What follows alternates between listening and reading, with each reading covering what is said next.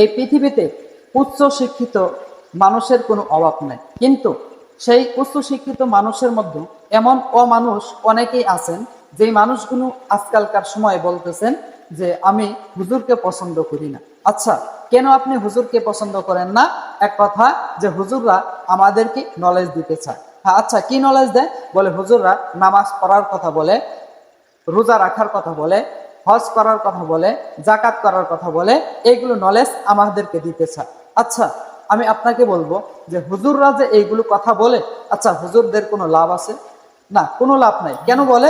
আপনার মহব্বতে বলে যে আপনি একজন মুসলমান, নামাজ না পড়ার কারণে কিন্তু শাস্তি হবে, কবরের ভিতরে শাস্তি হবে, গুনাহ হবে, সেই গুনার বদলতে শাস্তি ভোগ করতে হবে।